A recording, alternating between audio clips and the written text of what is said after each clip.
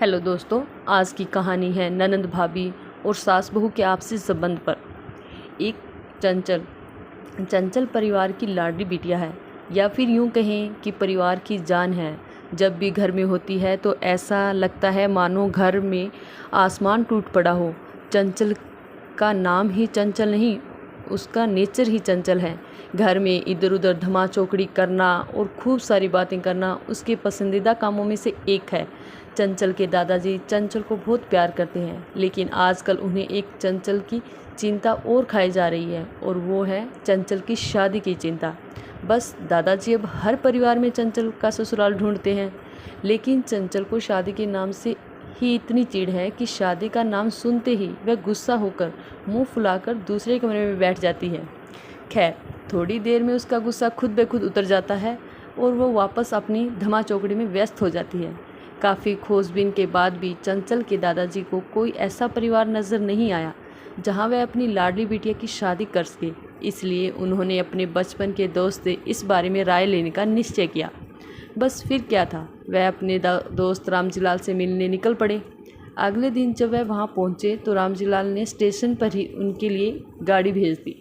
13 साल बाद अपने बचपन के दोस्त से मिलने के लिए वह बड़े उतावले थे। गाड़ी धीरे धीरे रामजीलाल के घर की ओर बढ़ी। बड़ा सा बंगलों के आगे बगीचा, गाड़ियाँ और नौकर चाकर देखकर दादाजी का मन खुशी से भर गया। इन 13 सालों में रामजीलाल ने कितनी तरक्की कर ली है। नहीं तो 13 साल पहले रामजीलाल के पास था ही क्या। बस यही सोचते सोचते चंचल के दादाजी अपने दोस्त के बंगलों पहुंच ही गए। गाड़ी की हॉर्न की आवाज़ के साथ ही रामजीलाल घर के बाहर अपने दोस्त के स्वागत के लिए आ गए थे। अपने दोस्त को गले लगाकर वह दादाजी को अंदर ले गए। घर अंदर से भी काफ़ी शानदार था। अपने दोस्त की संपन्नता को देख चंचल के दादाजी भी फूले नहीं समाये। चाय नाश्ता के बाद रामजीलाल ने जब उनके खास दोस्त से आने का कोई खास कारण पूछा, दादाजी ने पोती की शादी के लिए एक अच्छा सा परिवार ढूंढने का काम सौंपते हुए बिटिया का फ़ोटो रामजीलाल के हाथ में सौंप दिया। रामजीलाल भी अपने बेटे विक्की के लिए एक सुयोग्य कन्या की तलाश में थे। तीखे नए नक्श चेहरे पर तेज और एक बार में ही किसी को भी पसंद आने वाली चंचल की फ़ोटो को देखकर ही उन्होंने चंचल को अपने घर की बहू बनाने का फैसला कर लिया। रामजीलाल इतना सोच ही रहे थे कि इतने में ही उनका बेटा विक्की आ गया। विक्की ने दादाजी के पैर छुए और हालचाल पूछने के बाद ऑफिस की ओर निकल गए। विक्की के जाने के बाद रामजीलाल ने अपने दोस्त से विक्की और चंचल के संबंध के लिए पेशकश की। चंचल के दादाजी को लगा जैसे रामजीलाल ने उनके मुंह की बात छीन ली हो। खैर, संपन्नता से विदा लेकर अपने घर आने का कहकर दादाजी अपने घर की ओर निकल गए। विक्की को चंचल बहुत पसंद थी, लेकिन विक्की की माँ विक्की की शादी अपने से भी बड़े घर में करना चाहती थी। लेकिन विक्की के मनाने पर वह मान गई और तय समय पर विक्की और चंचल की शादी हो गई। ससुराल में चंचल के सास ससुर, विक्की के भैया भाभी और चंचल की ही उम्र की एक ननद थी, रजनी। अपनी सादगी और सबका अच्छे से ख्याल रखने के कारण चंचल ने घर में सबके दिलों में जगह बना ली। लेकिन अपनी तमाम कोशिशों के बावजूद अपनी सासू माँ का प्यार पाने में असफल रही। वह चंचल के हर काम में कुछ न कुछ गलती निकाल ही देती थी।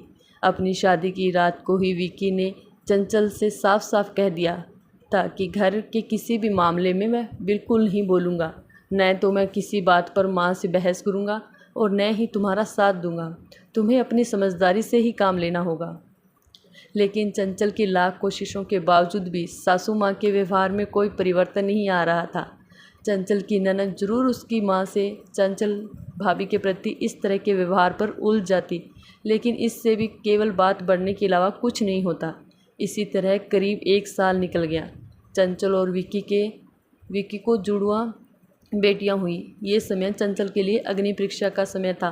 ससुराल में चंचल को संभालने वाला कोई नहीं था और विक्की और उनके पापा ने चंचल को अपने मायके भेजने से पहले ही मना कर दिया था।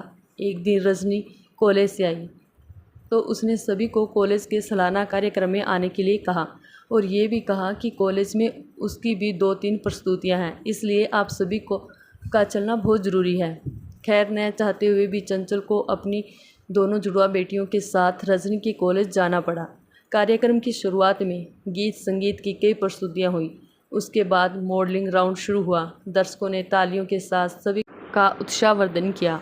मॉडलिंग में रजनी ने भी हिस्सा लिया था। आखिरी राउंड में रजनी के साथ 4 और लड़कियों को सिलेक्ट किया गया, जहां सभी से जज द्वारा एक एक सवाल पूछकर विजेता घोषित करना था। सवाल जवाब का दौर शुरू हुआ। इसी कड़ी में जज साहिबा ने रजनी से सवाल पूछा, अगर घर में तुम्हारी माँ और भाभी में से किसी एक का साथ देना हो तो तुम किसका साथ दोगी? पूरे सदन में खामोशी छाई थी। सभी रजनी के जवाब की प्रतीक्षा कर रहे थे। तभी रजनी ने थोड़ा आगे बढ़कर कहा, अगर भाभी सही हो तो अपनी भाभी का। जज साहिबा ने आगे पूछा, क्यों? रजनी ने जवाब दिया, क्योंकि मुझे भी कल किसी की भाभी बनना है। जवाब सुनते ही पूरे सदन में तालियां गूंज उठी। सभी रजनी की सोच और उसके सटीक जवाब की प्रशंसा कर रहे थे। रजनी को विजेता घोषित किया गया। पुरस्कार लेने से पहले रजनी ने सभी से कुछ कहने के लिए माइक थामते हुए कहा, हर बेटी अपनी माँ से बहुत प्यार करती है और माँ भी अपनी बेटी के दिल के सबसे करीब होती है। इसी तरह हमारे घर की बहुएं भी तो किसी की बेटियां हैं। आज हम किसी की बेटियां हैं, कल किसी की भाभियां और बहुएं बनेंगी। अगर कल से हमें कुछ दुख हुआ तो हमारी माँ को भी दुख होगा, और इसी तरह हमारे घर की बहू को दुख हुआ तो उनकी माँ को दुख पहुँचेगा। और इस दुनिया में किसी भी इंसान को किसी की भी माँ को दुख पहुँचाने का कोई हक नहीं है। इसलिए हर सास अपनी बहू को अपनी बेटी समझे तो आगे चलकर उनकी बेटी भी खुश रहेगी। रजनी के इतना कहते ही पूरा सदन एक बार फिर ताली की गड़गड़ाहट के बीच ही चंचल की सास ने चंचल को गले से लगा लिया। अपनी ननद के कारण चंचल की लाइफ में फिर से चंचलता आ गई। इतने दिनों बाद आज उसे अपनेपन का एहसास हो रहा था और खुशी के आंसू उसकी आंखों में थे। धन्यवाद। यदि आपको ये कहानी अच्छी लगी हो तो इस चैनल को लाइक और सब्सक्राइब ज़रूर करें।